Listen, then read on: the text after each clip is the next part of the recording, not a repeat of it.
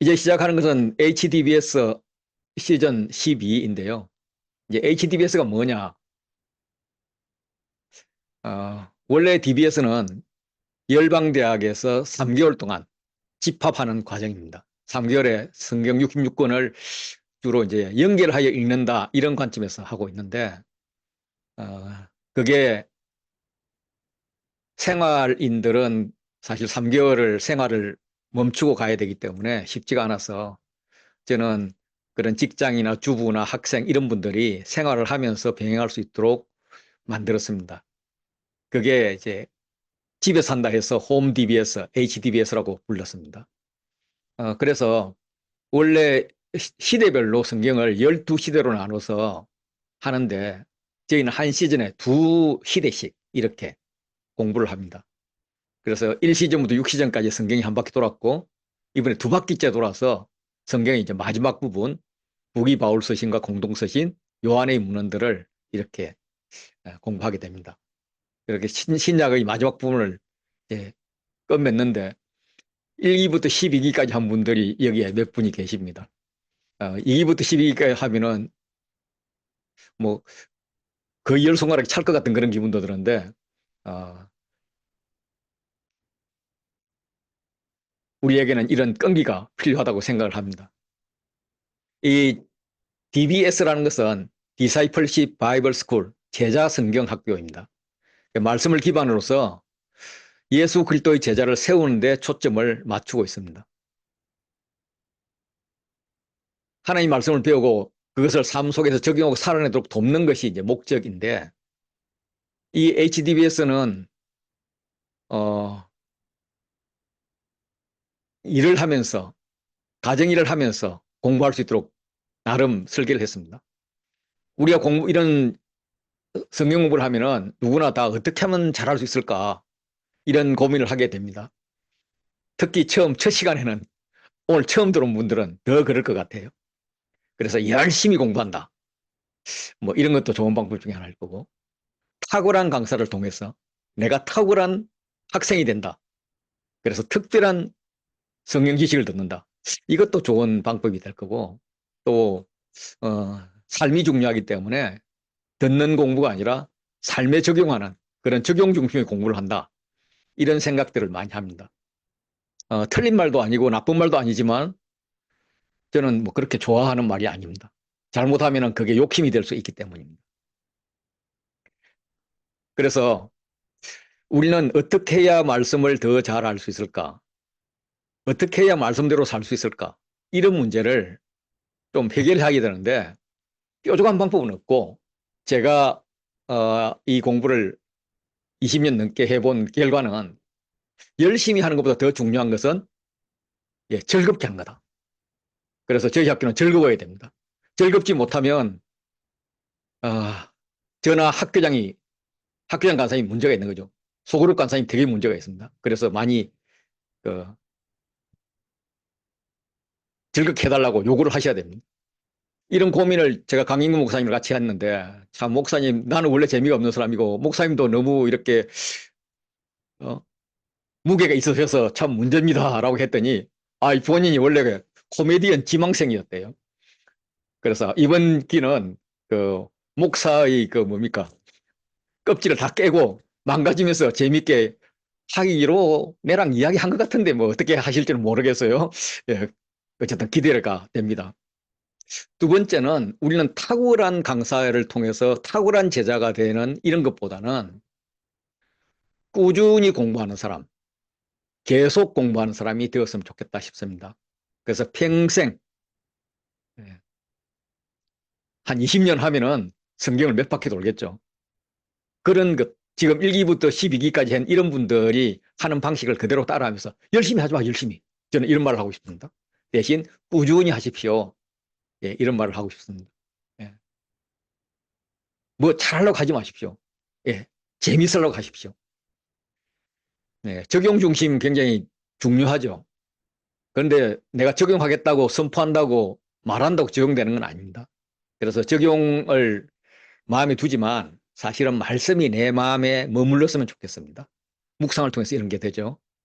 그리고 거기에 이 강의를 마치고 난 다음에도 가슴에 좀 남았으면 좋겠고, 또 내가 누군가에게 예수님을 알릴 때 성경에 나왔던 그 말씀을 가지고 그대로 이야기도 할 수 있는 그런 선포까지 할 수 있는 거면 참 좋겠다, 이런 생각이 듭니다. 그래서 말씀을 가슴에 담으면 이런 것들이 자연스럽게 나올 것이고 적용이 자연스럽게 될 거라고 생각을 합니다. 그래서 저희 학교는 즐겁게 하자, 꾸준히 계속하자, 말씀에 머물자, 그리고 할 수 있다면 그 말씀을 가지고 선포하자, 예, 이런 것을 강조하는 그런 학교가 되겠습니다. 성경 공부를 할 때는 크게 두 가지 방법이 있습니다. 묵상까지 더하면 이제 뭐 세 가지라고 볼 수 있는데, 사실 뭐 묵상은 어, 공부 방법은 아니니까요. 일반적으로 우리가 교회에서나 아니면 학교에서 들었던 것은 교수님이나 탁월한 강사님이나 탁월한 목사님이 나름대로 이해했던 것을 나름대로의 체계를 가지고 가르치는 방식, 이걸 연역적 접근이라고 부릅니다. 그래서 자신의 결론을 가지고 그것을 뒷받침할 구절을 찾은 것, 그것을 알려주는 거죠. 설교나 새신자 교육이나 제자 훈련, 지금 하는 이 균합적 방법론도 제가 연역적으로 설명을 하고 있습니다. 그래서 이거는 처음 공부를 하는 분에게 아주 효과적입니다. 전달력이 좋아요. 그런데 이제 우리가 하고자 하는 것은 귀납적 접근입니다. 이 귀납적 접근은 그냥 아무 정보 없이 성경에 들어가 가지고 성경이 뭐라 하는지 관찰하고 발견하자는 것입니다. 본문에 대해서 내가 갖고 있는 지식 이런 거로 접근하지 말고 열린 마음으로 접근을 하는 거예요. 그래서 성경이 뭐라고 말씀하시나 하는 것을 관찰하고 발견해서 아, 그렇구나 하는 것이 이제 귀납적 성경 연구입니다. 특별히 이 귀납적 성경 연구를 하려면 문맥을 봐야 됩니다. 역사적 배경 안에서 봐야 됩니다. 이렇게 포괄적으로 본문 연구를 하게 되는데, 이것은 이제 연구를 해놓은 강사들이 잘 설명을 해 주실 것이고, 우리는 그것을 조금씩 조금씩 이게 마음에 쌓아가면 어느 날 나도 모르게 문맥과 역사적 배경 아래서 성경을 보는 눈을 가지게 될 것입니다. 쉬운 말로 하면은 밥을 하는데 남이 한 밥하고 내가 한 밥이 있습니다. 어느 밥이 더 맛있나요? 남이 해주는 밥이 맛있죠. 예. 탁월한 분이 밥을 잘 해주면 그거 먹으면 제일 맛있습니다. 제일 맛있는데 우리 애가 이제 나이가 되고 결혼을 할 나이가 되면 자기가 밥해 먹어야 될 거 아니에요. 그래서 내가 한 밥이 필요하다는 겁니다. 그래서 내가 한 밥이 익숙해지면 처음에는 그 밥이 설기도 하고 덜 익기도 하고 뭐 질기도 하고 그렇지만은 점점 시간이 가면은 가장 내 체질에 맞는 내 몸에 맞는 그런 밥을 할 수가 있다는 거죠. 그래서 내가 한 밥을 내가 먹자. 예, 어떤 선교사님은 그렇게 말씀하셨어요. 자기는 평생 남이 한 밥을 먹든지 남에게 먹일 밥만 해줬는데 내가 한 밥을 내가 먹지는 못했다. 그런데 이 기납적 성경 인물을 만나서 드디어 내가 한 밥을 내가 먹게 되었습니다. 이렇게 이야기를 하더라고요. 예. 우리 중에도 이제 다양한 어, 사역을 하는 분들이 있겠지만 어쨌든 내가 한 밥을 내가 먹자. 이게 귀납적 성경 연구입니다. 뭐 귀납적 성경 연구든 어떤 거든 책을 읽는 원리에 대해서 잠깐 설명을 드리도록 하겠습니다. 지금 제가 그냥 편지 하나를 가져 나왔어요. 성경은 아닙니다. 편지 하나인데 그 편지를 보면서 이게 어떤 내용인지 그냥 감으로 한번 잡아봤으면 좋겠어요. 제가 읽어보겠습니다. 우리의 만남은 언제나 새로운 행복을 알게 합니다. 특별히 지난번 만남은 나를 돌아볼 수 있는 좋은 시간이었습니다. 예, 분위기가 조금 달콤합니다. 분홍색이에요. 뭔가 연애를 하든지 아니면 어떤 사람이 누구를 짝사랑하고 있는 것 같습니다. 당신 부모님께 야단 맞았지만 저는 더 힘이 납니다. 귀한 만큼 대가 지불이 필요하기에 특히 그 사랑의 대상이 당신이라는 보물이기에 그렇습니다. 이 커플이 부모의 반대를, 예, 부모가 반대하고 있네요. 반대에 부닥쳐 있습니다. 그래서 조금만 참으세요. 진리는 반드시 승리할 거예요. 예, 사랑에 국경이 없듯이, 예, 그 사랑은 이길 수 있습니다 하면서 서로 독려하는 것 같습니다. 이걸 읽으면 부모가 본 분들은 대부분 다 되어 봤겠죠. 결혼을 시켜본 분들은 아유, 애들이 그냥 자기들 좋다고 연애하고 결혼하려고 그러는데 그냥 웬만하면 놔두지 뭘 그렇게 부모가 따지나 이런 생각도 할 수 있을 겁니다. 쫓겨가다시피 한 미국 생활은 어떠한가요? 음식은 입에 맞으시는지요? 예, 이들은 부모가 억지로 떼어놨습니다. 상대가 미국에 있네, 빈지 쓴 사람이. 요즘 사인을 안 하시는 것 같은데 도토리는 많이 모으셨나요? 메신저도 안 들어오고 메일도 통 없네요. 그래서 너무 보고 싶은 마음에 블로그에 발자국을 남깁니다. 이 단어가 이제 지금 시대엔 좀 어색한 단어예요.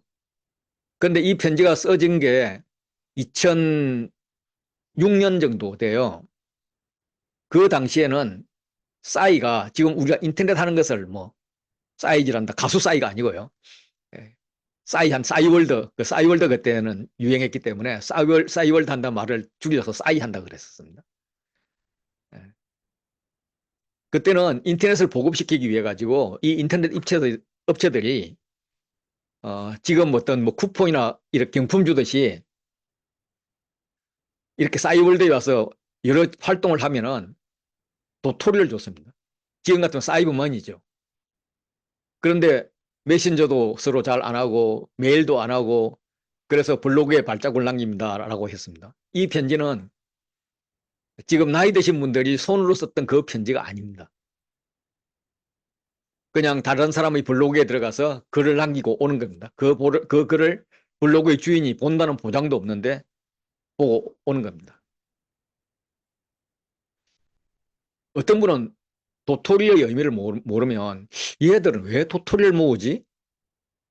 다람쥐를 키우나? 도토리묵을 좋아하나? 뭐 이런 생각을 할 수 있습니다. 그래서 싸이가 뭘 말하는지, 도토리가 뭘 말하는지, 블로그가 뭘 말하는지 이 내용을 알아야 돼요. 우리가 성경을 공부할 때도 단어들이 나오는데 그 단어들이 무슨 말인지 모를 때가 있습니다. 그러면 그것을 찾아봐야 됩니다. 그래서 그 의미를 알아야만 그것에 대한 바른 해석을 할 수가 있죠. 자, 이거 한번 보시죠. 목요일 독일 월드컵 축구 경기를 보러 상암동 경기장에 갔었어요. 자, 이걸 보면 이제 축구를 조금 좋아하는 사람은 88 올림픽이 2002년 올림픽이 있었고요.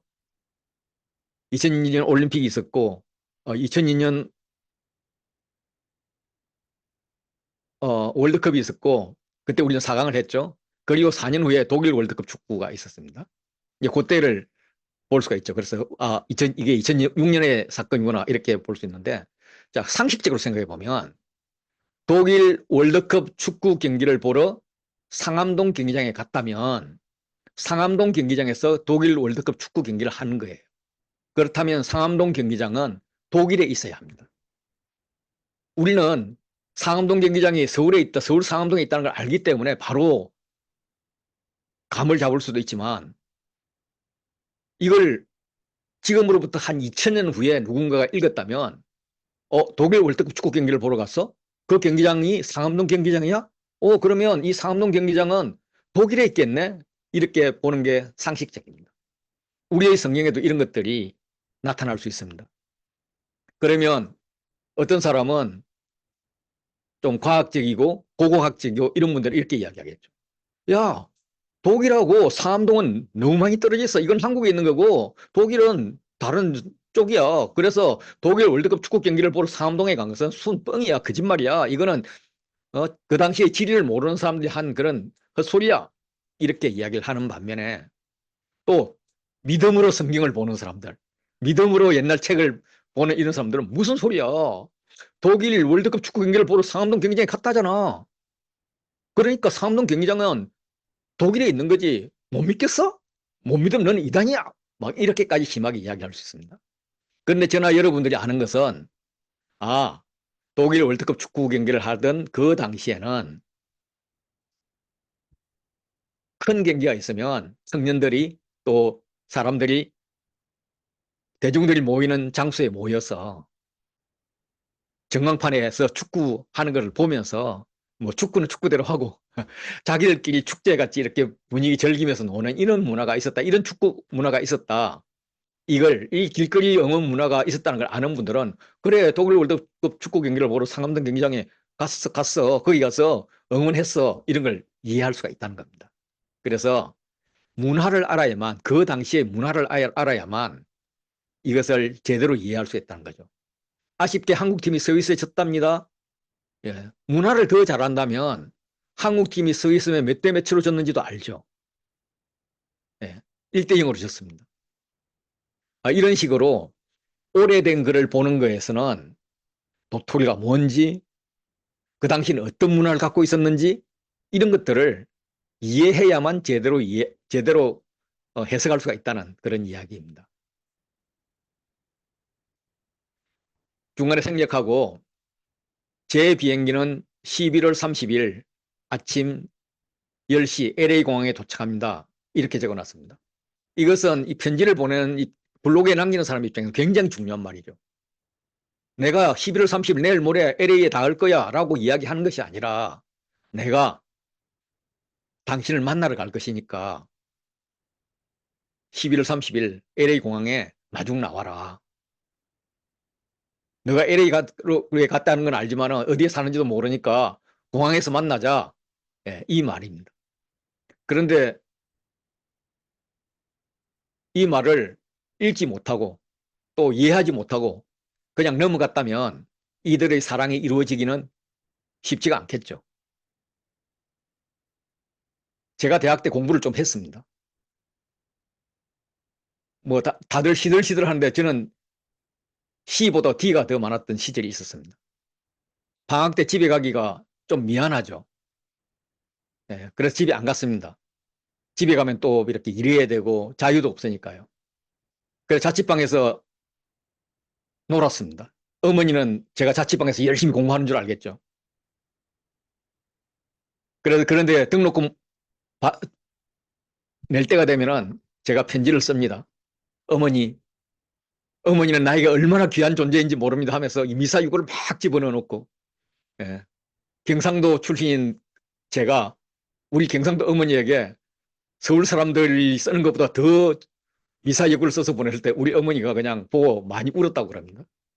예. 근데 그거는 나의 진실이 아니었죠. 나의 진실은 엄마 등록금 며칠까지 내야 돼. 그때까지 돈 보내줘. 이거였거든요. 그게 구텅이 한 줄 있는데 우리 어머니가 그걸 못 보고 그냥 우리 아들이 나를 이렇게 사랑하다니 이러면서 울고 불고 했다면 그분은 우리 어머니가 아닐지도 모르죠. 뭐 저희 어머니는 등록금을 제때 안 보내준 적이 없기 때문에 제가 이런 말을 하는데 하나님께서 우리에게 성경을 보내주셨어요. 요한 3서 사랑하는 자여 내 영혼이 잘된 것 같이 뭐 내가 잘되기를 간구하노라. 그러면서 그걸 읽으면서 와 하나님께서 나를 이렇게 축복하셔. 아니면 요한 사도님이 나에게 나를 이렇게 사랑하셔. 이러면서 거기에 감격해서 울고불고 하다가 너가 순회 선교자를 잘 대접해라 하는 핵심 메시지를 읽지 못한다면 물론 뭐 안 읽은 사람보다 낫겠지만 저자가 말하고자 하는 취지를 못 읽는 거죠. 그래서 우리는 성경을 읽으면서 어디가 핵심 메시지인지 뭐가 중요한 말인지 저자가 무슨 말을 하고 싶어 하는 건지 그걸 찾아내는 그런 성경 공부를 해야 된다고 생각을 합니다. 끝을 맺습니다. 한강이 보이는 남산타워에서 당신의 사랑 두원 이게 나오면 이 두원이라는 것을 딱 보는 순간 대부분 사람들은 저게 강두원이구나. 강사가 거구나 이렇게 생각을 하십니다. 그런데 여기에 두원이라고 했지 강두원이라고 하지 않았고요. 저는 2006년 당시에는 이미 아내랑 결혼을 했었고요. 예수전도단 간사로서 SBS를 하고 있었기 때문에 제가 아닙니다, 이게. 그래서 정말 이 두 분이 누구인지 이것을 찾아봐야 된다는 거죠. 이제 우리가 이제 설명을 좀 쉽게, 이해를 쉽게 하기 위해서 이 두 분이 강두원이라고 보자고요. 강두원인데 이 두 원의 편지를 받는 분이 지금의 제 아내라면 이것은 멋진 사랑의 편지죠. 여러분들에게는 의미가 없겠지만 제 아내에게는 굉장히 큰 의미가 있어서 이것을 잘 코팅해서 우리 아이들 성경에 다 끼워줄지도 모릅니다. 예. 이 편지 때문에 니네가 태어났어 이런 말을 할 수도 있죠. 그런데 이 편지를 받는 사람이 지금의 제 아내가 아니고 다른 사람이다, 다른 여자였다. 그러면 제가 이 편지를 공개하면 안 되는 거죠. 큰일 나는 거죠. 한 걸음 더 가가지고 이 편지를 받는 분이 여자가 아니라 예를 들어서 강인구 목사님이다, 남자다. 그러면 어떻게 되나요? 예, 남자가 남자에게 사랑 고백을 하는 거잖아요. 그러면 이거는 뭐 진리가 아닌 거죠. 부모가 말리는 건 당연하죠. 여기서 진리는 반드시 승리할 거예요. 이거 아까는 동정이 같지만 지금은 진리는 개뿔. 야, 하면 안 돼. 우리는 당연히 이런 이야기를 하겠죠. 불과 지금부터 18년 전에 썼던 편지입니다. 그 편지도 시대와 배경과 문화가 현재와 다르기 때문에 이걸 그냥 문자 그대로 읽어서는 굉장한 오해를 할 수가 있게 됩니다. 조사가 없이는 엉뚱한 해석을 할 수도 있습니다. 그런데 이게 3,500년 전에 쓰였다든지 2,000년 전에 쓰였다면 그건 어떻게 될까? 이제 이런 생각을 가지고 성경을 보는 것이 우리가 공부하고자 하는 귀납적 성경 연구입니다. 예수전도단에서 귀납적 성경 연구 방법론의 배경은 첫째, 성경은 하나님의 책이다. 그분의 감동으로 된 책이기 때문에 성령님이 가르쳐 주심으로만 이해될 수 있다. 예, 성령이 모든 것을 가르치고 예수님께서 말한 것을 다 생각나게 할 거다. 그 말씀에 근거해서 우리는 이렇게 생각합니다. 여기에 반대하시는 분 있으신가요? 아마 없으실 것 같아요. 두 번째는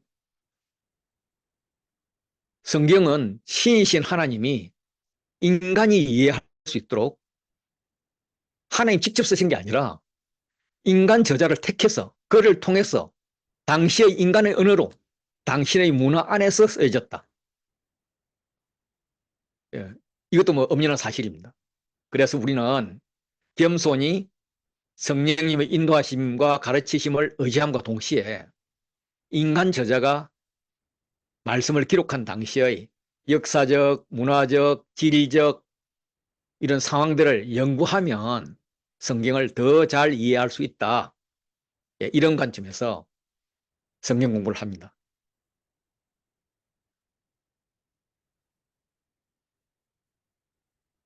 그래서 이 귀납적 성경 연구의 방법의 단계는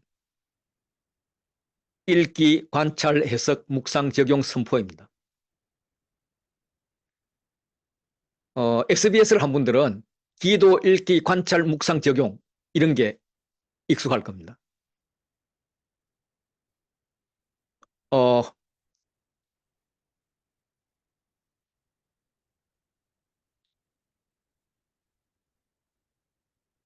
이제 이 방법은 뭐 모든 종교 활동은 이제 기도로 시작을 하죠. 기도는 기본이고, 그리고 이제 방법론을 개발한 게 이제 얼 모레이라는 박사님께서 이걸 개발해가지고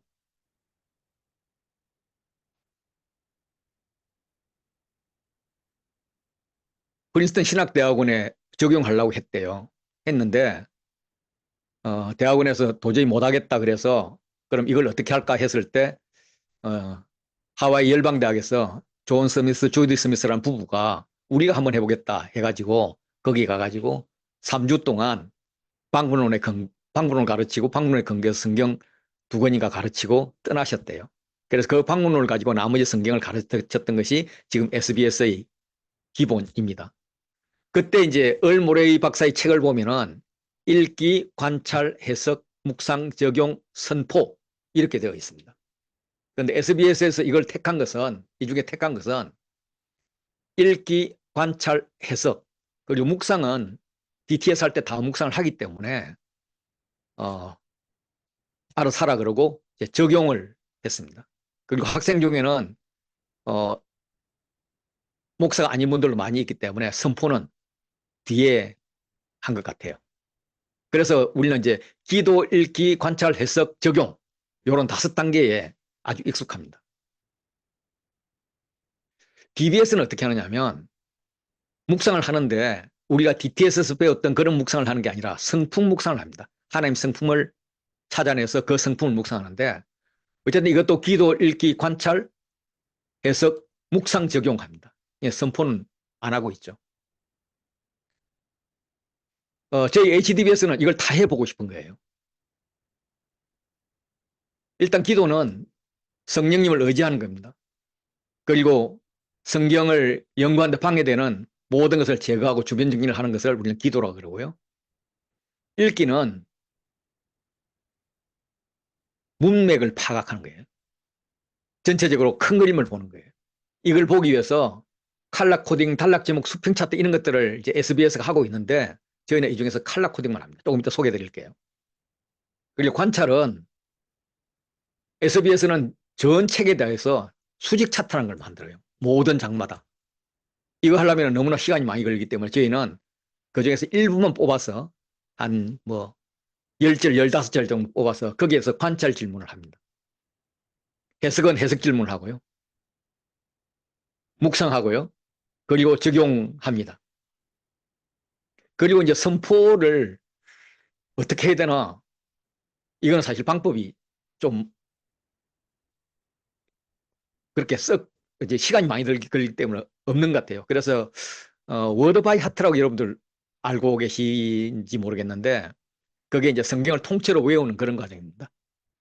꼭 외우려는 목적을 가지고 하는 이제 아웃풋은 외우는 건데 사실은 워드 바이 하트라는 그 단어에서 보듯이 말씀을 가슴에 담는다.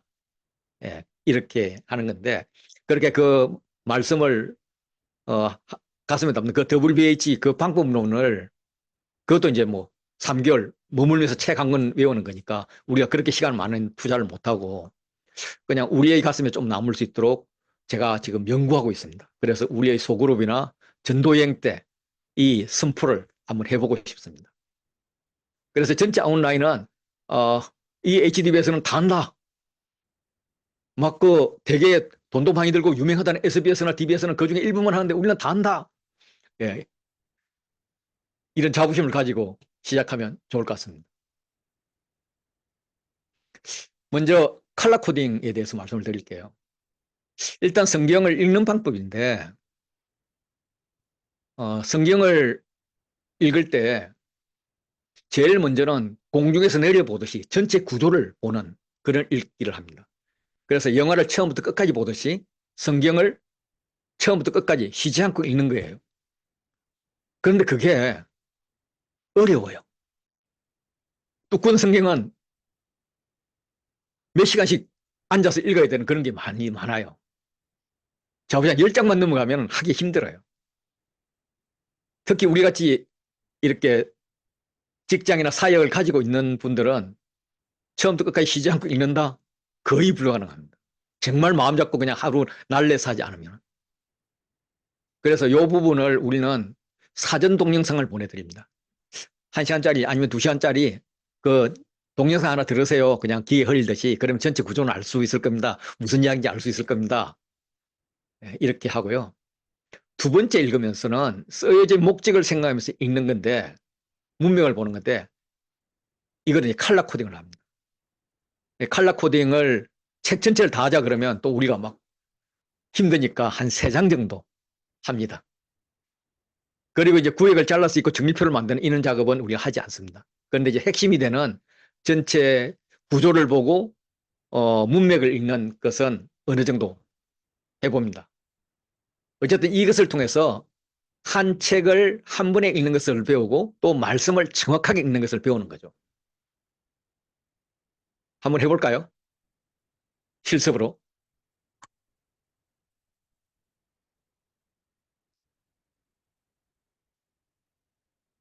어, 먼저 이제 칼라펜 이런 거 준비 안 하셨을 텐데 성경을 읽기 전에 이제 우리는 이런 펜들을 준비를 합니다. 예. 그래서 천천히 읽으면서 색연필을 가지고 주요 단어를 색으로 구분함으로써 새롭게 읽는 방법이에요. 처음에는 노란 펜을 들고 읽어요. 그래서 하나님, 성부, 성자, 성령 이게 이 세 분에 대해서 나오면 노란 펜으로 줄을 그으면서 갑니다. 그럼 한 번 읽잖아요.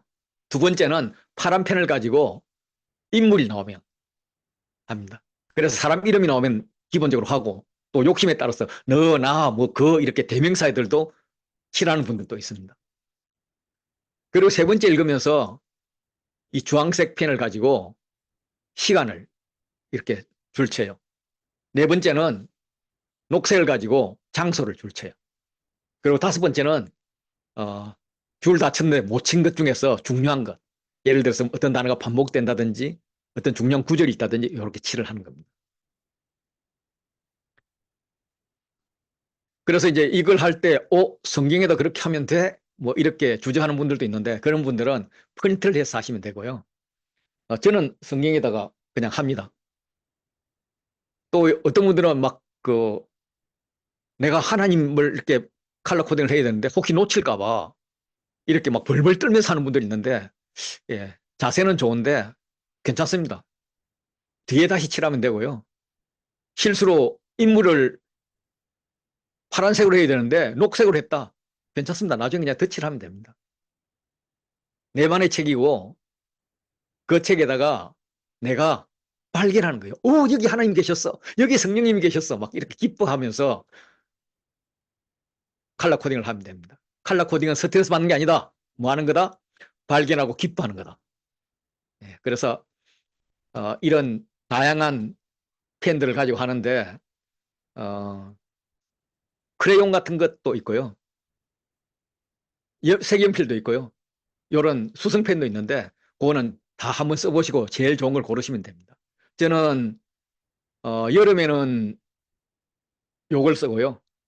수성펜을 쓰고요. 겨울에는 형광펜을 씁니다. 고체 형광펜을 씁니다.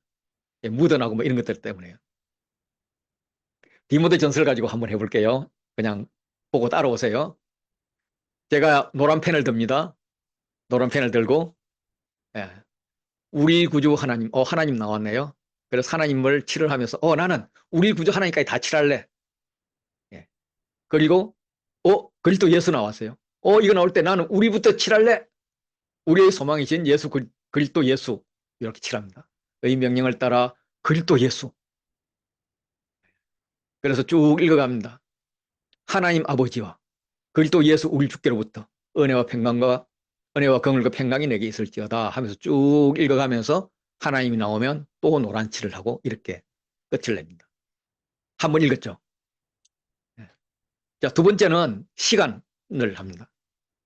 시간은 뭐 선지서 같으면은 무슨 왕 몇 년에 이런 것들이 많이 나오는데 또 뭐 전에는 후에는 뭐 이런 것들도 나오는데 시간은 잘 많이 있진 않아요.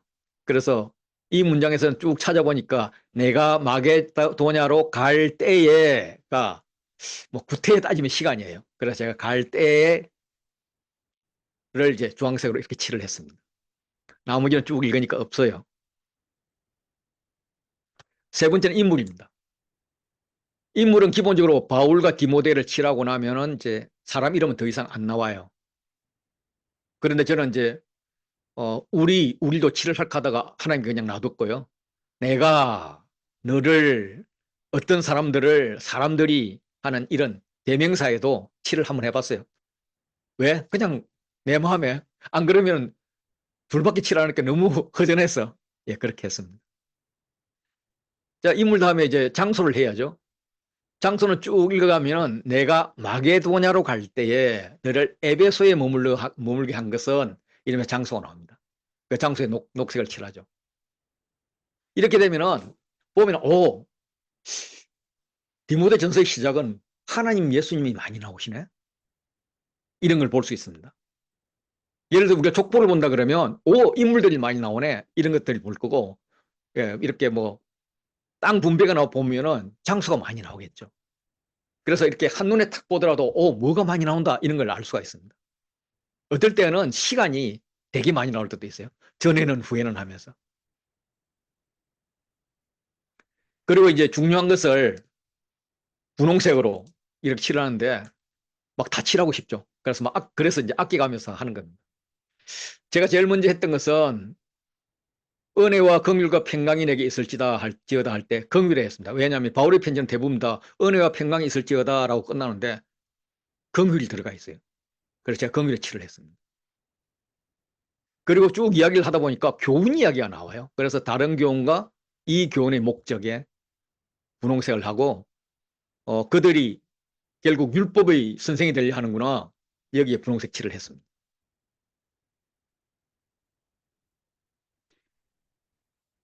또 이제 생각을 해보니까 바울의 편지는 다 믿음, 소망, 사랑으로 되어 있거든요. 그래서 좀 억지지만 소망, 믿음, 사랑이 있어요. 그래서 믿음, 소망, 사랑에 칠을 해봤어요. 예, 이렇게 해도 되고 또 이제 대조의 관점에서 보면 사도된 바울과 참 아들된 디모데가 서로 비교가 되거든요. 사도됨과 참 아들됨이 중요하다 이렇게 생각을 했죠. 그리고 이런 편지니까 편지를 칠하는 건 당연하다 이렇게 생각을 했고요. 경륜을 이루는 것과 변론을 이루는 것 두 개가 대조가 됩니다. 그래서 이런 것들을 중요하다고 색칠을 해봤어요. 이제 여러분들 한번 색칠 한번 해보실래요? 이제 펜이 없다면 어, 그냥 볼펜을 가지고 이거는 빨간색이다 생각하고 쭉 한번 칠해보고 이런 고등색이다 생각하고 칠을 한번 해보고 그렇게 한번 해보면 좋겠습니다. 제가 5분 시간 드릴게요. 노란 펜을 들고 하나님 성부 성령을 한번 찾아보시고요. 시간도 찾아보시고요. 인물, 장소 중요한 것을 나름대로 한번 표기를 해보십시오. 예, 요 정도 하고 또 나머지는 뒤에 시간이 있으실 때 하시면 되겠고요. 뭐 안 하셔도 괜찮고요. 어쨌든 이렇게 하는 거다 하는 것 정도만 생각하면 될 것 같습니다. 저는 하나님 우리 주 예수 그리스도에 찾았고요. 시간은 나타나실 때까지 요거로 시간으로 봤고요. 인물은 본디오 빌라도가 나오긴 하는데 이거 외에도 구하려는 자들, 너 하나님의 사람아, 탐내는 자들, 정인 이것까지 넣었습니다. 장소는 없어서 앞에서 앞과 앞에서 요 앞을 장소로 봤고요. 중요한 것은 돈을 사랑하면 일만하게 뿌리가 되나니 이건 우리가 마르고 닳도록 외는 부분이잖아요. 예. 그 다음에 이제 이게 제가 피하고를 칠 안 했네요. 피하고 따르며 싸우라 치하라 이걸 이 명령형을 넣어봤고요. 예, 피하고 따르며 싸우거라 치하라 이렇게 넣어봤고요. 선한 싸움, 선한 정은, 선한 정한 요걸 어, 칠해봤습니다. 이렇게 하시면 됩니다. 각자 나름대로 예. 어, 한 10분 더 하고 좀 쉴게요. 두 번째가 이제 관찰입니다. 관찰. 그러니까 읽기를 했고요. 이제 읽기를 가지고 다시 읽으면서 관찰을 하는 거예요. 관찰은 성경이 말씀하시는 것을 찾는 것. 이게 관찰이에요. 그래서 사람의 생각을 배제하고 성경이 뭐라고 말씀하시는지 그걸 보는 것이 좋은 관찰입니다. 관찰을 잘하면 해석을 잘할 수가 있습니다. 그래서 관찰의 1단계는 누가 언제 어디서 무엇을 어떻게 했냐 또 왜 했냐 이제 이렇게 묻는데 답이 성경에 있는 것만 묻는 겁니다. 그리고 이제 2단계로는 중요한 걸 찾는 건데 반복이라든지 어떤 주제에 대해서 이야기를 한다든지 비교 대조한다든지 뭐 이런 것들이 있는데 이건 신경 쓰실 거 없고 일단 요 1단계만 찾아보면 될 것 같아요. 제가 예를 들어 드릴게요. 자, 한번 보세요. 제가 이제 질문할 거니까 여러분들이 답을 해보세요. 자, 1절과 2절에서 이 글의 형식은 무엇입니까? 예? 편지 찾으셨어요? 예. 누가 누구에게 보낸 편지입니까? 이게 바울이 디모데에게 보냈습니다. 이렇게 어떤 문맥을 파악할 수 있는 주요 단어를 먼저 관찰을 합니다. 그래, 관찰을 한 다음에, 그 다음에 이제 세부사항을 관찰하는 거예요. 자, 1장 1절에서 바울은 하나님을 어떻게 표현합니까? 우리 구주 하나님.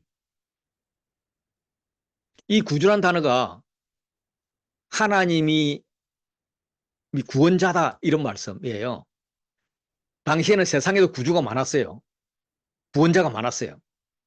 근데 세상의 구원자, 세상의 구주는 남을 까부수고 막 무찌르고 죽이고, 야, 죽기 싫으면 내 말 잘 들어 하고 내 말 잘 듣는 사람들에게, 야, 내가 너희의 구주야, 내가 너희를 구원했어, 이렇게 이야기를 하는 게 세상의 구주였습니다.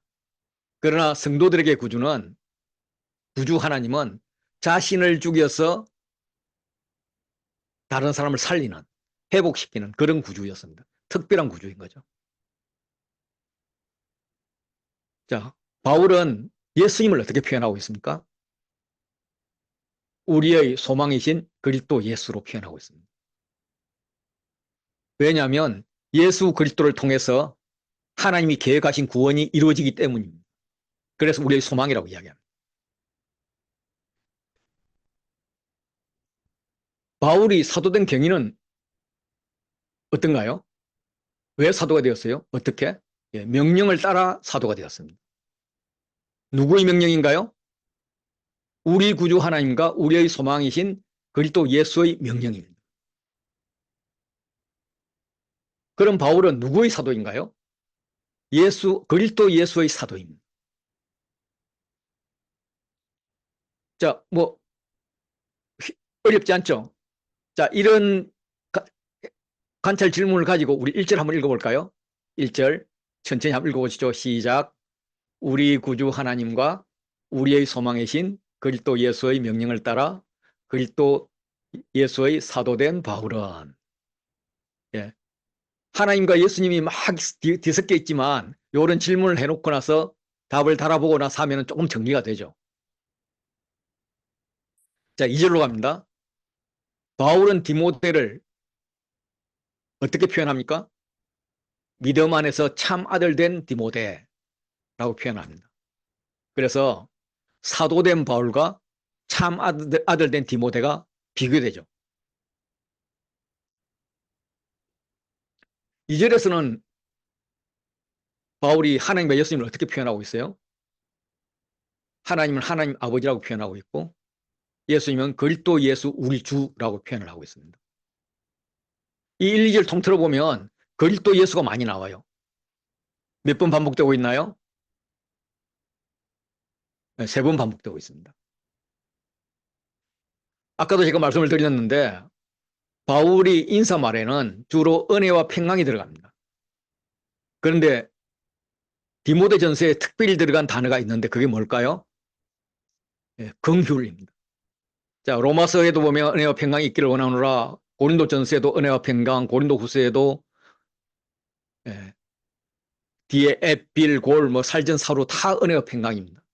그리고 디모데전서에 이은 디모데후서에 은혜와 긍휼과 평강이 들어가고 디모데에게만 들어간 거죠. 디도서에도 비슷한 시기에 쓰였는데도 은혜와 평강이 들어가고 빌레몬스도 은혜와 평강이 있습니다. 자, 또 질문합니다. 이 은혜와 긍휼과 평강은 누구로부터 오는 것인가? 네, 하나님 아버지와 그리스도 예수 우리 주께로부터 오시는 겁니다. 자, 이제 이런 것을 가지고 1절, 2절을 쭉 한번 읽어보실래요? 우리 구주 하나님과 우리의 소망이신 그리스도 예수의 명령을 따라 그리스도 예수의 사도된 바울은 믿음 안에서 참 아들 된 디모데에게 편지하노니 하나님 아버지와 그리스도 예수 우리 주께로부터 은혜와 긍휼과 평강이 내게 있을지어다. 예. 복잡하게 같은 단어들이 막 어지럽게 반복이 되지만 조금 이해가 좀 정리가 되시죠? 예. 자, 3절 가볼까요? 누가 누구에게 권합니까? 내가 너를 권합니다. 내는 바울이고 너는 디모데예요. 언제 바울이 디모데에게 권했습니까? 마게도냐로 갈 때에 권했습니다. 어디에 머물라고 했습니까? 에베소에 머물라고 했습니다. 에베소에 머물라고 한 이유는 뭔가요? 어떤 사람들을 명하여 첫째, 다른 교훈을 가르치지 말며 둘째, 신화와 끝없는 족보에 몰두하지 말게 하라고 머물게 한 겁니다. 그들이 가르치는 다른 교훈, 신화와 족보의 특징은 뭔가요? 예, 하나님의 경륜을 이뤄야 되는데 오히려 그것을 방해하고는 변론을 내고 있습니다. 이 하나님의 경륜은 어디에 있나요? 믿음 안에 있습니다. 앞에 디모데가 믿음 안에서 참 아들 되었죠. 예, 경륜도 믿음 안에 있습니다. 이 경륜이라는 것은 하나님이 하시는 일인데 특별히 하나님이 가정을 경영하는 일이에요. 저는 이 단어가 어려워서 그냥 경영, 윤리 이렇게 그냥 외우는데 예, 하나님이 가정을 경영하는 원리라는 거예요.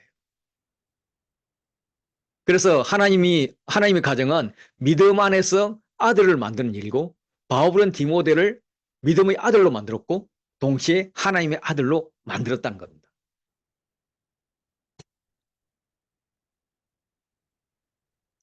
자, 5절로 가면 하나님의 경륜을 이루는 이 교훈의 목적은 무엇인가? 예, 크게 보면 사랑입니다. 그럼 이 사랑은 어디서 나오는가? 그렇게 이 경륜, 이 사랑의 특징은 어디서 나오는 것인가? 청결한 마음, 선한 양심, 거짓 없는 믿음에서 나오는 사랑입니다. 6절에 6절, 7절에 다른 교훈을 따르는 사람들의 특징은 뭐예요? 예, 이에서 벗어나, 이 교훈에서 벗어나서 헛된 말에 빠졌어. 율법의 선생이 되려 합니다. 그렇지만 자기가 말하는 것이나 자기가 확장하는 것도 깨닫지 못합니다. 어떻습니까? 쉬운 듯 쉽지가 않습니다. 답이 본문에 있어야 있는 걸 이제 관찰 질문하는데 내가 질문을 했는데 없는 게 있어요. 더 찾아봐야 될 게 있어요. 이런 것을 그냥 해석 질문이라 그러고요. 본문을 가지고 본문에 내가 문제의 출제자가 되면 됩니다. 본문을 가지고 단답식 문제를 만들어서 그 답을 본문에 찾는 느낌으로 이렇게 문제를 만들어 보면 돼요. 그래서 자, 제가 5분 드릴게요. 자, 6장 9절부터 14절 여기서 이제 질문 한번 해보시죠. 질문하고 그 답을 본문에서 한번 찾아보세요.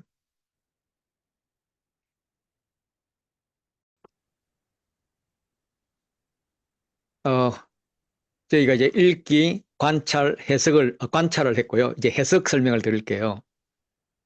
해석은 성경이 이제 나를 위해서 쓰여진 건 맞아요. 그런데 처음부터 나에게 쓰여진 건 아니에요. 그래서 나에게 오기까지 하나님이 저자에게 마음을 주셨어요. 그러면 그 저자가 성경을 썼고 그 성경을 처음 읽은 독자에게 전달을 했다는 거예요.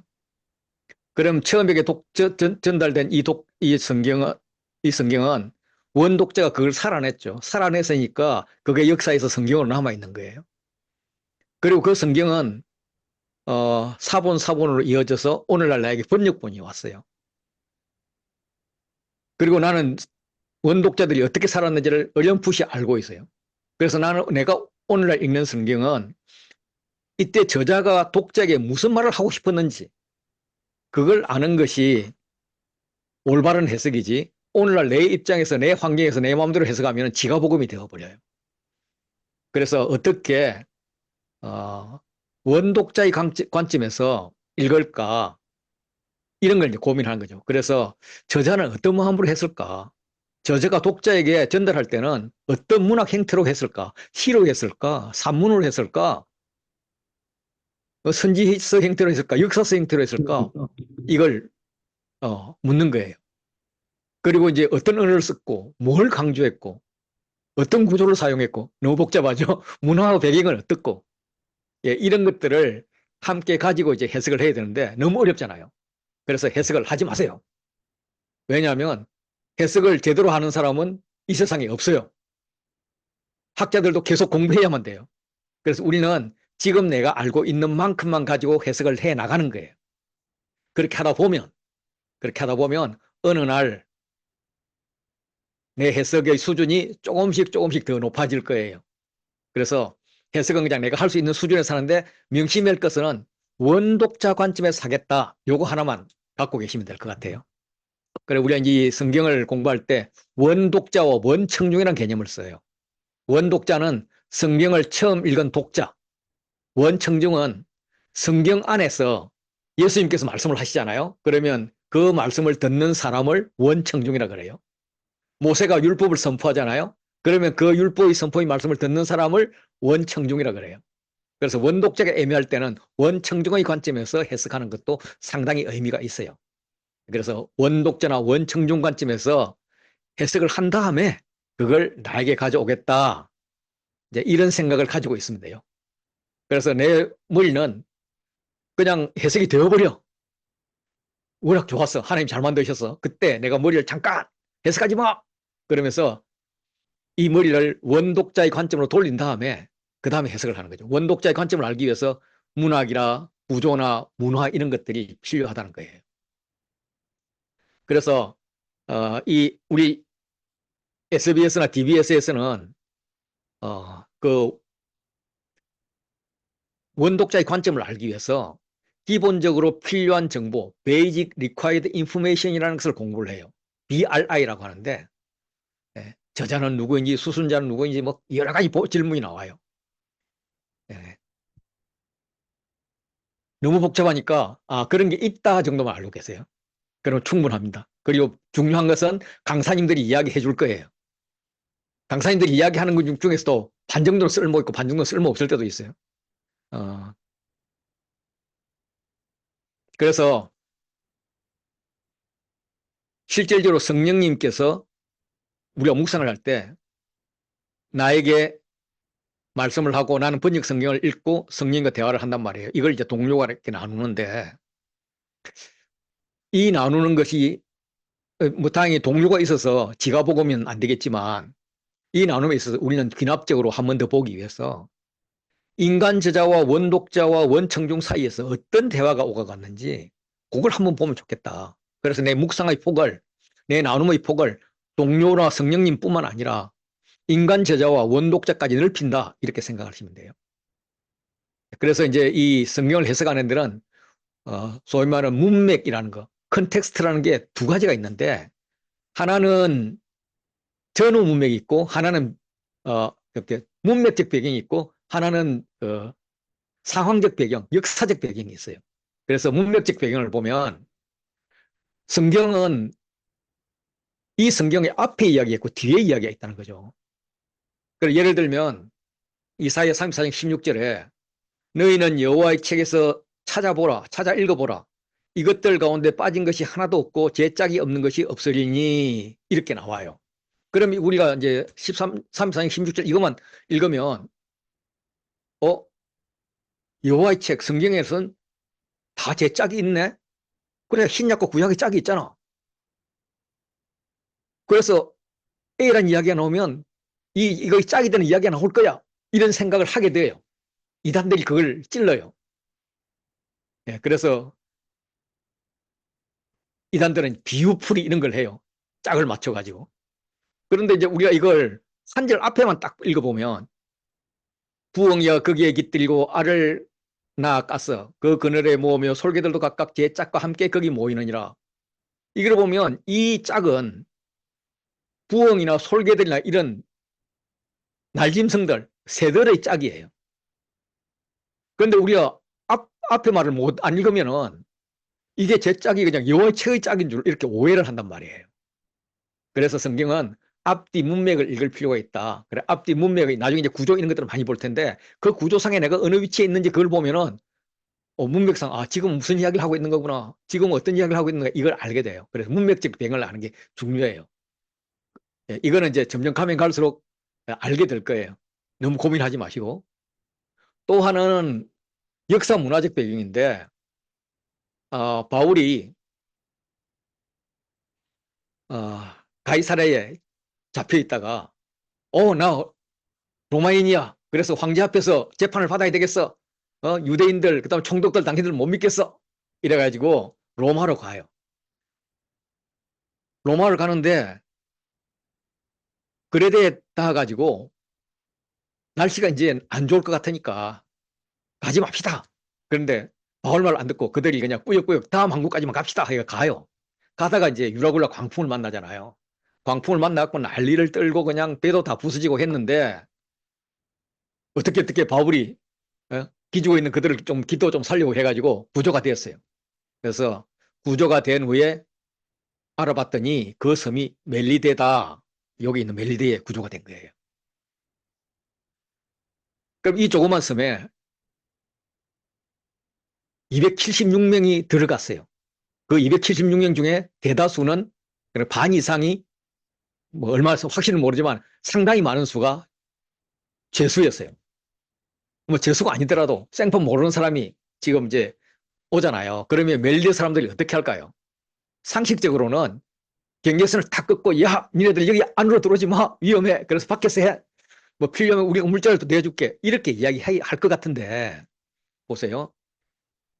비가 오고 날이 참에 원주민들이 우리에게 특별한 동정을 하여 불을 피워 다 우리를 영접하더라 라고 이야기를 해요. 그 외지인 모르는 사람들에게 특별한 동정을 하고 영접을 했다는 거예요. 야 이게 가능한가? 이런 생각을 해요. 그런데 이제 이거의 그 당시 사람들의 문화적 배경을 보면 바울 당시에 어, 이 사람들은 자신들의 신적인 존재, 자연, 특히 바다가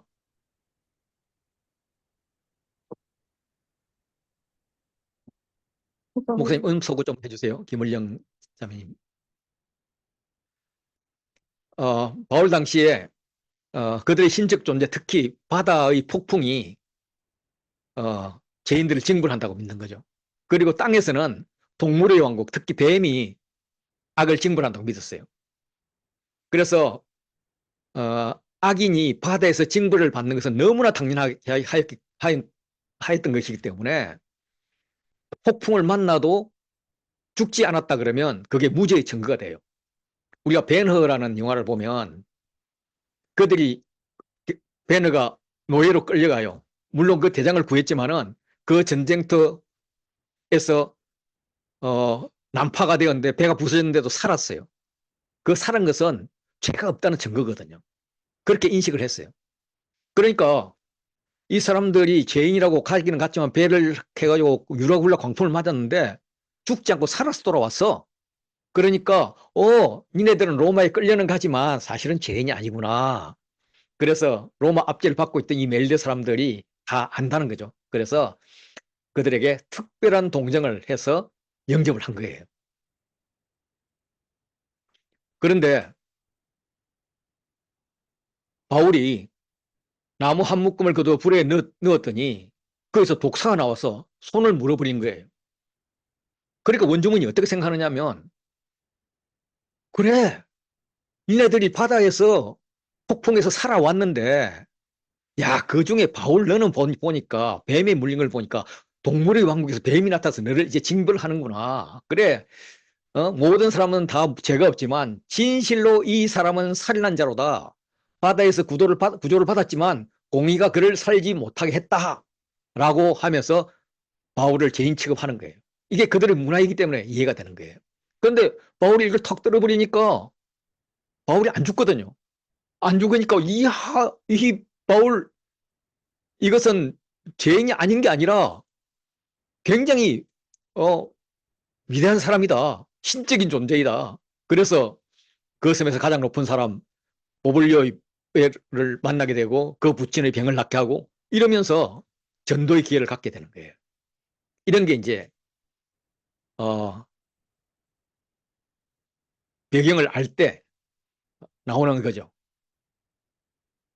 그러면 우리가 이제 디모데 전서를 이제 쭉 읽었는데 조금 읽었는데 어떤 책이든 성경의 첫 부분에 보면 그 성경을 어떻게 읽으시오 하는 배경 정보가 나와요.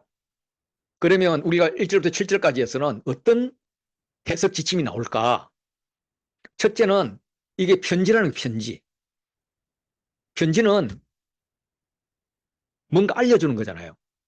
그리고 어떤 권면이나 명령이 있을 거 아니에요. 그래, 정보나 권면이나 명령이 있다. 아, 이 디모데 전서에는 넌 편지이기 때문에 편지에서 말하고자 하는 것이 있겠구나. 이런 걸 아는 거죠. 두 번째는 보통 은혜와 평강인데 긍휼이 들어있어. 바울이 디모데에게 특별한 마음이 있구나. 특별한 안타까움, 긍휼의 마음이 있구나. 이런 것을 가지고 이제 다음을 읽으면 좋아요. 그리고 이때가 언제냐 하면 마게도냐에서 마게도냐로 갈 때에 에베소에 머물러라 라고 권했으니까 에베소나 에베소 근처에서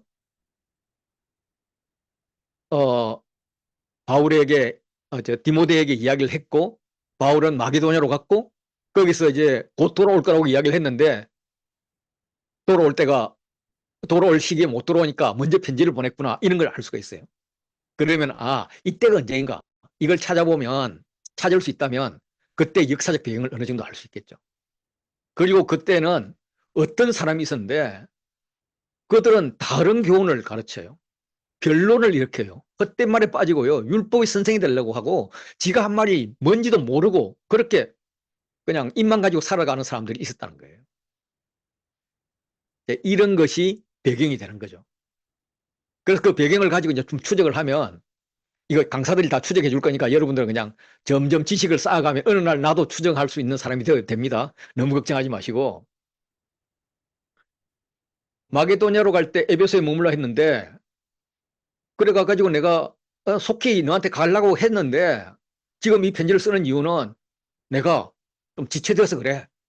그래서 너로 하여금 지금 교회를 어떻게 꾸려야 할지 그거 이야기하는 거야.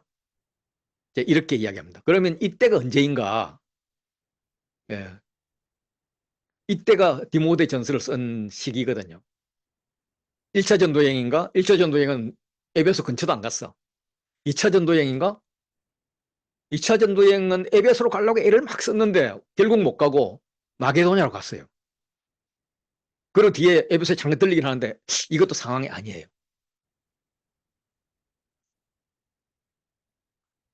3차 전도여행은 에베소로 곧장 갔어요. 곧장 가가지고 에베소를 중심으로 활동을 했어요. 그러면서 마게도냐로 갈 때 디모데가 바울보다 먼저 갔어요. 그러니까 바울이 디모데를 에베소에 떨어뜨려 놓고 간 게 아니라 디모데가 먼저 가서 이렇게 정리를 하고 바울이 뒤따라갔어요. 그래서 3차 전도여행도 아니에요. 그럼 언제인가 그 이후에 정확한 배경이 없어요. 그런데 로마에 있을 때 로마에서 옥중서신을 쓸 때는 디모데가 등장을 하는 거예요. 아 그렇다면 디모데는 바울이 예루살렘으로 돌아올 때에 2차 전도여행 마치고 돌아올 때에 어, 이 근처에 남아가지고 사역을 계속하고 있었구나. 그리고 언제냐 하면은 바울이 어, 로마 감옥에 연금 상태로 2년이 있다가 뭐 당연히 무죄니까 무죄로 풀려 나와가지고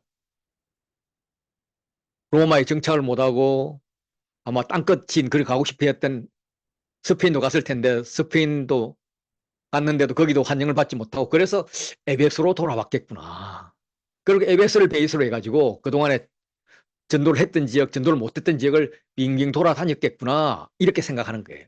그렇다면 로마에서 나온 게 62년이고 네로 바뀌었을 때 죽은 때가 64년이니까 요 사이에 살았겠다. 쓴 편지겠다. 요 정도로 이제 추정을 해 들어가는 거예요. 그럼 그때의 상황이 어떠냐? 이런 걸 보는데 그 중에 하나가 어 그들의 종교 철학인데 그들은 우주적 이혼론을 가지고 있었어요.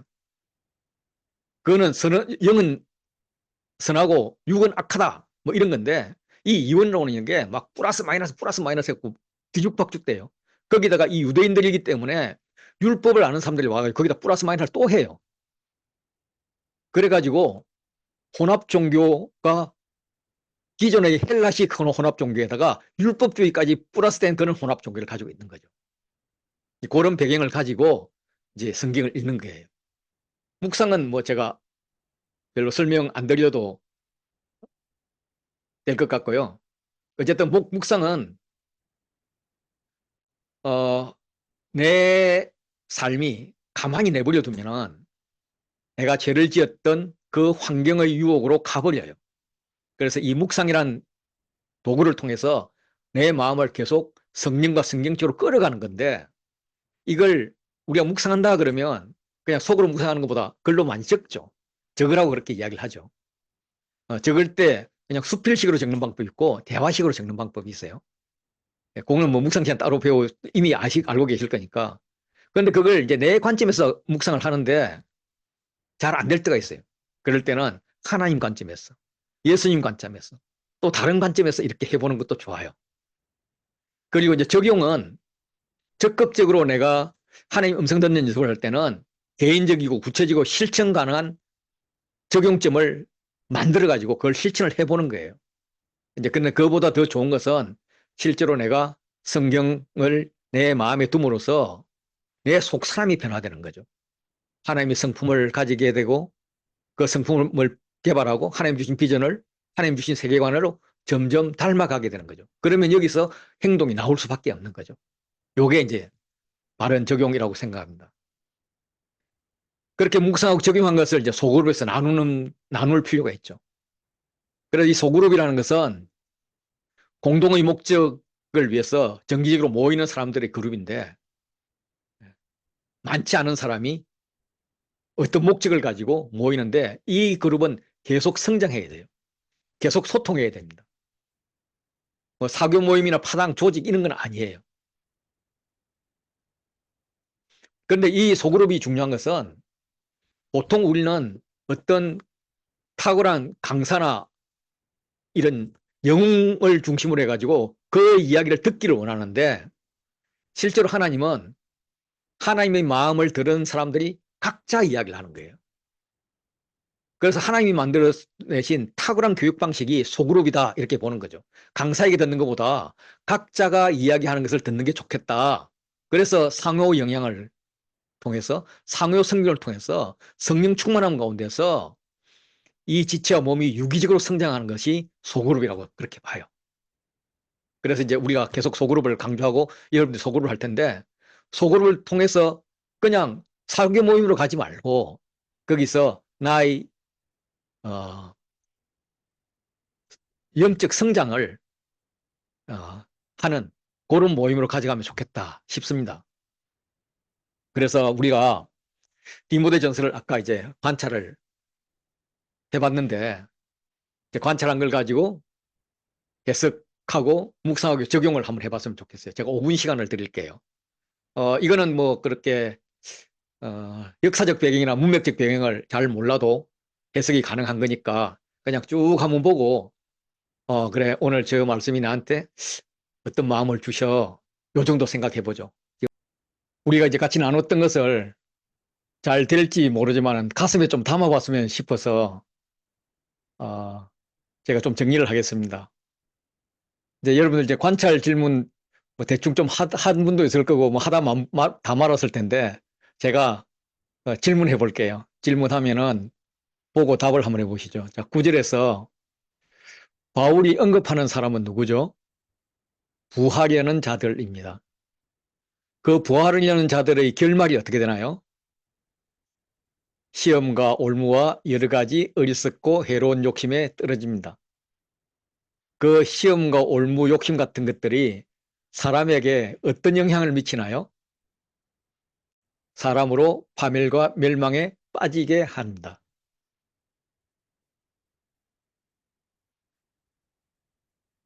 이 부하는 자들에게 사랑이 있어요. 뭘 사랑하죠?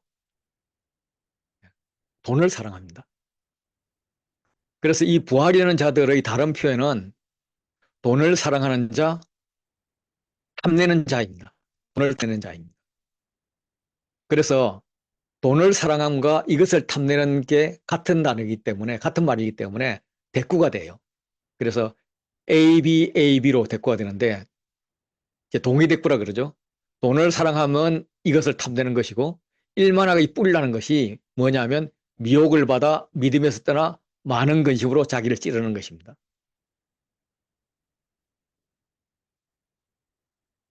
예, 그래서 돈을 사랑하면은 그 돈을 사랑하면 역할이 뭐냐? 예, 일만하게 뿌리 역할을 한다는 거죠. 돈을 사랑하는 것이. 이 돈을 탐내는 자들은 어떤 상황이 되나? 미혹을 받고 믿음에서 떠나고 근심이 많아서 자기를 찌른다는 겁니다. 이렇게 1, 2, 3을 쓰면 우리가 목록이라 그렇게 이야기를 하죠. 자, 그러면 9절, 10절을 우리가 천천히 한번 읽어볼까요? 부하려는 자들은 시험과 올무와 여러 가지 어리석고 해로운 욕심에 떨어지나니 곧 사람으로 파멸과 멸망에 빠지게 하는 것이라. 돈을 사랑함이 일만악의 뿌리가 되나니 이것을 탐내는 자들은 미혹을 받아 믿음에서 떠나 많은 근심으로 자기를 찔렀도다.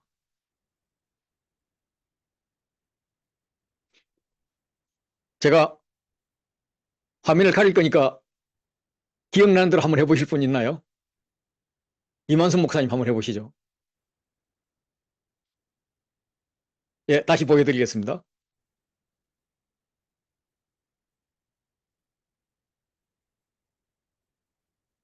10절 같은 거는 다 대충 다 외지 않나?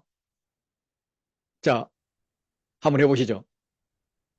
부하려는 자들은 시험과 올무와 여러 가지 어리석고 해로운 욕심에서 떨어지나니 곧 사람으로 파멸과 멸망에 빠지게 하는 것이라. 돈을 사랑함이 일만하게 일만악의 뿌리가 뿌리가 되나니. 되나니 이것을 탐내는 자들은 미혹을 받아 믿음에서 떠나 많은 근심에서 자기를 찔렀도다. 예, 보시고 다시 한번 더 읽어보실래요? 천천히. 부하려 하는 자들은 시험과 올무와 여러 가지 어리석고 해로운 욕심에 떨어지나니 곧 사람으로 파멸과 멸망에 빠지게 하는 것이라. 돈을 사랑함이 일만 악의 뿌리가 되나니 이것을 탐내는 자들은 미혹을 받아 믿음에서 떠나 많은 근심으로써 자기를 찔렀도다. 아멘.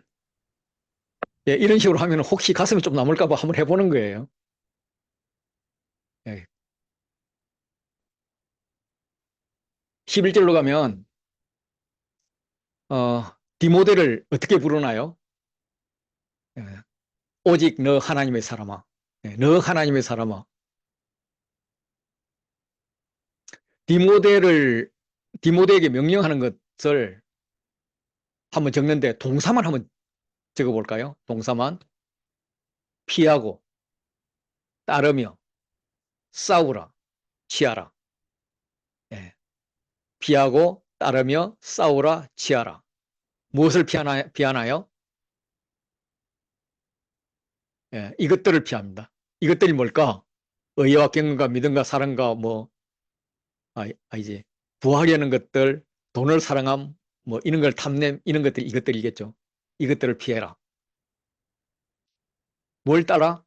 예, 의와 경건과 믿음과 인내와 온유를 따르라. 무엇을 싸우라? 예, 믿음의 선한 싸움을 싸우라.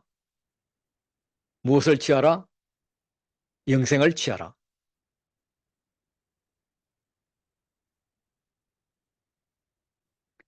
바울이 디모데에게 명령을 하는 것들의 기반은 무엇입니까? 하고 묻는다면 아마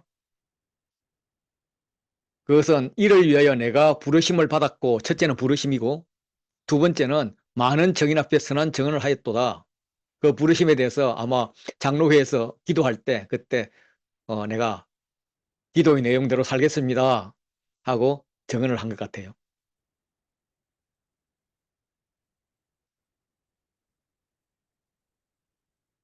자, 바울이 디모데에게 명령을 합니다. 누구 앞에서 명령을 하나요? 하나님 앞과 그리스도 예수 앞에서.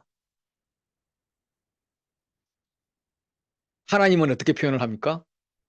만물을 살게 하신 하나님.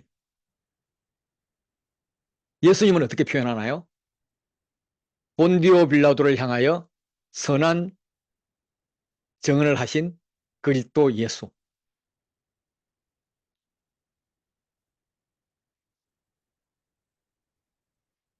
14절 보시면 디모데에게 언제까지 명령을 지킬 것을 요구합니까?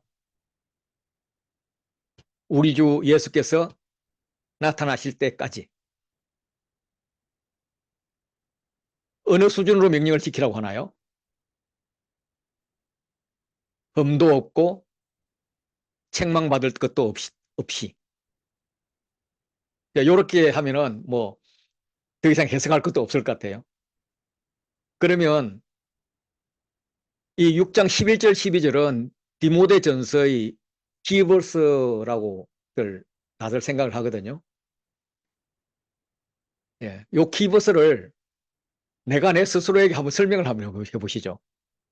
천천히 읽으면서 오직 너 하나님의 사람 디모데야. 너는 피하고 따르며 싸우고 취하는데 무엇을 피하느냐 하면 예, 무엇을 따르느냐 하면 예, 무엇을 싸워야 하느냐 하면 무엇을 취하여야 하느냐 하면 자, 이렇게 한번 해보시죠.